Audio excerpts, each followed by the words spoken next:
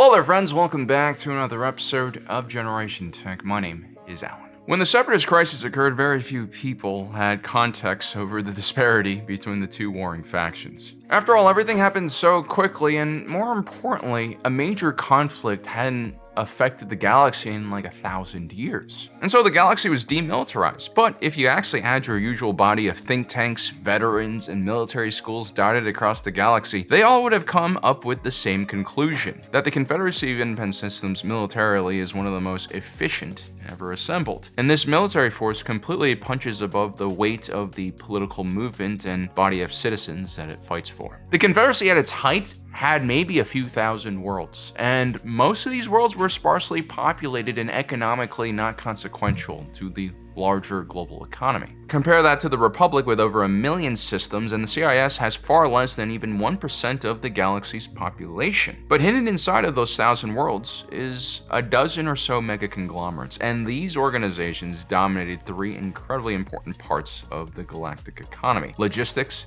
heavy industry, and finance. And while every corporation in the Separatist High Council contributed heavily to the war effort, 3 companies stand out from the crowd. The Trade Federation, which controlled most of the Outer Rim to core trade, the Techno Union, which controlled most of the military production and industry in the galaxy, and the IGBC, which served as a galactic bank that controlled monetary policy and supply. And these 3 corporations controlled enough of their industry that they were able to allow the Separatists to put up a very good fight against a much larger entity. Because having amazing heroic warriors, great commanders, and awesome looking equipment really only wins you individual battles. What wins wars, what wins longer campaigns is actually just logistics, and logistics. Guys, the holiday season's coming around, and the best gift you can give to your friends and your family is taking care of your own health. Which is where today's sponsor, Zocdoc, comes into play. Zocdoc is a free website where you can search and compare high-quality in-network doctors, choose the right one for your needs, and click to instantly book an appointment. From primary care to dentistry, eye care, skin care, and nearly everything in between. Zocdoc makes it easy to book in-network appointments with more than 100,000 healthcare providers. I've used Zocdoc many times over the years to find specialists in my area, and I really appreciate the ratings and reviews that help me choose the right provider and be prepared for what kind of doctor I was going to meet. Little extras like being able to do your intake work online so you don't have to do it when you get to the office is much appreciated. When you found the doctor you need, you can see their actual appointment openings, choose a time that works for you, and instantly book a visit with just a few clicks. Plus, Zocdoc helps you get appointments fast, typically within 24 to 72 hours of booking, and you can even score same-day appointments. No need to call doctor's offices and wait on hold either. Zocdoc lets you do everything online. So stop putting off those doctor appointments and stop waiting. Go to ZocDoc.com/GenerationTech, also linked in the description below, to find and instantly book a top-rated doctor today. Thanks again to Zocdoc for sponsoring today's video. Let's get back to it. Sparta is oftentimes remembered as a great Greek power, and this is mostly because of the story of the 300, which was further popularized by Zack Snyder's slightly homoerotic telling of the story. And yes, the Spartans had one of the most feared land armies in the world, one of the best warrior cultures in ancient Greece. But this was a military that was supported by a tiny and brittle state with an agricultural economy heavily reliant on serf and slave labor. This meant that the Spartan economy lacked the diversity and size to withstand even the smallest of crises, like a Helot revolt or some kind of natural disaster. Sparta society was so heavily focused on military pursuits that everything else suffered. And this was a result of a pretty closed-minded and toxic culture that only really focused on bravery, honor, and military toughness, and rejected professions and skills that were unrelated to specifically melee fighting. And so jobs related to commerce, craftsmanship, administration, archery were seen as soft and oftentimes described as foreign jobs. And so Spartan armies were hilariously terrible at logistics, especially before the Peloponnesian War. Everyone was basically a warrior, and you didn't really have a formal logistics corps or quartermasters even. You just had a bunch of helots carrying shields and rucksacks, which of course forced the Spartans to keep their operations relatively simple. The Spartans didn't have much of a navy presence until the Persians gave them money to mess up the Athenians in the Second Peloponnesian War. They also had a terrible record in besieging settlements as well until they started hiring a bunch of foreigners like Macedonians who understood sissy things like math. Before those guys came, the Spartans couldn't even figure out how to build a battering ram, let alone a catapult. It was very basic, Now obviously we can't take away the heroics of the 300 at the Hot Gates, but even then that was a tactical loss.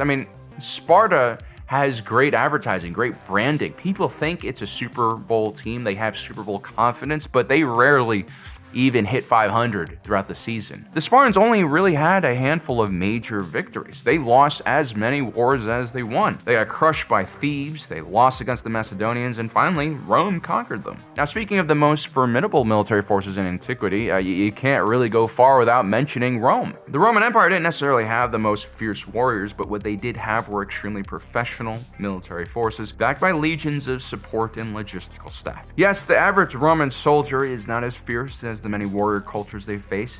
You have German berserkers, Dacian falx warriors, Gaulish nobles. But the Romans were excellent road builders, and they also were really good at building fortifications. And Roman units famously built fortified camps every night when they stopped marching. Makes me feel like a lazy piece of shit because I can't even, clean my desk every night. Having such discipline and such great logistical capabilities meant that the Romans oftentimes controlled where they fought, and oftentimes they fought behind fortifications, even when on an offensive campaign, giving them a huge tactical advantage in each battle. And so the barbarians they fought saw war as an art, as a way of life.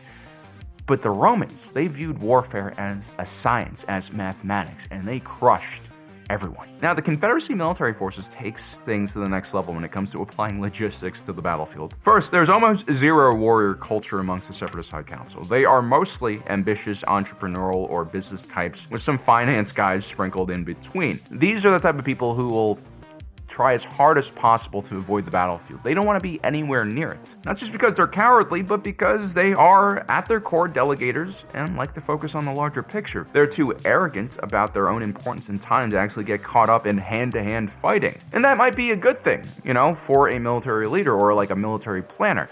And, to rise up in the ruthless corporate world, you really do have to be competent at something. You have to understand how to expand into new markets, scale up operations, defend yourself from competitors. You have to replace declining revenue sources with new product lines and markets. It's a type of job where organizational skills and management skills are essential. The Trade Federation and Techno Union were also kind of newer mega conglomerates. I wouldn't call them exactly startups, but they didn't really have this well-established culture, and so the corpo leaders here were detached from tradition, honor, and they oftentimes just saw their workers as disposable assets. They were ruthless, and that helps them win battles. And honestly, when you're fighting with a droid army, does it really matter how much you care about the individual soldiers? This really allowed the Confederacy High Command to operate with max efficiency. And in terms of war max efficiency, that means cheaper per unit costs, on-time shipments to the battlefield, strong logistical support to make sure there's enough fuel and munitions to sustain offensives. When you get to the big picture, war is really just about math, and that's something that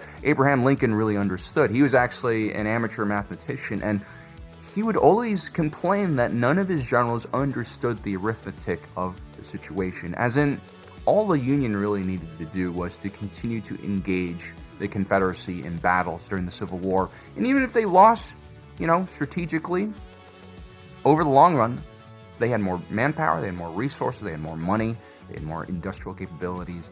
There was no way the Confederacy could win. And the Union Army would turn into the modern U.S. military. And the joke I hear the most about the U.S. military is that our most terrifying capability is that we can drop a Burger King almost anywhere in the world within 24 hours. This includes forward operating bases in active war zones, at which point the Burger King can just start, killing the locals with trans fats and sugary drinks. What this highlights is America's ability to lift a huge amount of resources and equipment to basically any part of the world, and how important corporate relationships are to the military, especially military logistics. The late Dick Cheney famously received a lot of criticism for his connection to Halliburton, which won massive contracts during the war in Iraq to supply soldiers with everything from fuel to food and shelter. Boeing and Lockheed managed aircraft sustainment, parts supply. Raytheon manages our missile supply and helps refresh expired munitions. Basically, many of the American companies that build our weapons also maintain and supply them. We then have companies like FedEx, UPS, and even Delta and American Airlines that help move troops and gear and equipment around the world. What makes the U.S. military so potent is this cooperation between the public and private sector at almost every level of the military. What makes the Confederacy of Independent Systems so crazy is that it takes it to the next step and is basically just made up of industrial powerhouses and major defense contractors. There's actually very little fluff within the Confederacy chain of command. There's no civilians. There's no political entities even. It's just corporations with no checks and balances, very limited political risk associated to their actions. It's basically a corpo wet dream. I mean, take a look at the B-1 battle droid. They were fielded in the millions. This is basically a super mass-produced, heavy manufacturing product that is made at the cheapest cost per unit that is physically possible. They're using large assembly lines, mostly on worlds with either slave or hive mind labor or automated labor. The only real costs are input materials and machinery, which they also can source at extremely low rates in the Outer Rim. That same drive for efficiency and good margins can also be kind of destructive. For instance, many of these corporate powers that back the Separatist Alliance were also selling weapons and ships to the Republic.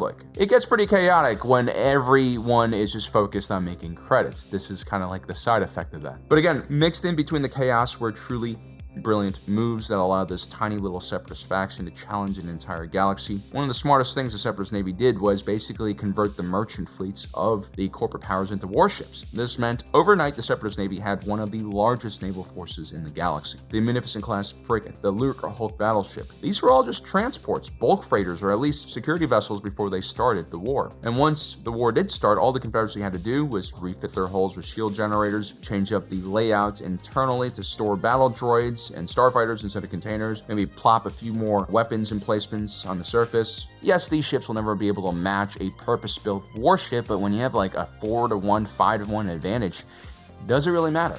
And actually, this is pretty reminiscent of what the Chinese military is doing right now in their kind of naval buildup. About 5-10 years ago, China passed this industrial policy which states that every large Chinese ship built for commercial or passenger use needs to have a hull that is compatible with military standards, as in they have to be structurally strong enough to take on the weight of heavy military vehicles. They need to have reinforced decks and ramps, have layouts that are optimal for quick military conversion. While none of these ships will be turned into true missile carriers or destroyers, what these thousands of ships can be used for is transportation and support during, let's say, a cross-strait invasion of Taiwan, which will be incredibly difficult and costly and require a lot of ships. Let's hope that never happens, but again, this highlights how industrial policy can definitely affect how your military performs or what kind of resources your military has access to, and I think it is oftentimes overlooked. The Confederacy of Independent Systems was unique as a breakaway movement because at its core, everything was kind of a lie. This wasn't a faction of humble and hardworking Outer Rim farmers and miners. This wasn't a rejection of Republic corruption and cronyism. As a matter of fact, this faction was all corruption and all cronyism. At its core, the Confederacy of Independent Systems is a hollow logistical skeleton, an alliance of shipping conglomerates and mega corporations wearing the skin of a political movement, with almost no real civilian voice behind it. And Palpatine was brilliant to create the Separatist faction like this, because if you actually created a popular movement with enough support to challenge the Republic, well, controlling and destroying that movement would be very difficult. The end game of the Clone Wars would last decades, probably. Because the CIS's political and economic and financial powers were all concentrated in a handful of political powers, the corporate backing allowed the CIS to field a massive military force and navy compared to the size of the faction, but ultimately this concentration of power in the hands of just a few also made the entire faction very vulnerable. And once Palpatine really had what he wanted, all he had to do to destroy the Confederacy was pull out that one single linchpin, that one Jenga block at the bottom of the stack that no one was paying attention to. So there you have it, guys. This is a textbook kind of illustration of how important logistics is, because again, that's all the Confederacy really was. No warrior culture, no great cause, just logistics, and they almost defeated the Republic. Absolutely terrifying. Well, guys, I hope you enjoyed today's video. Don't forget to subscribe and hit that notification button down below so you don't miss out on the rest of our awesome content. As usual, my name is Alan, reminding you that my allegiance is to the Republic, to democracy. I'll see you next time.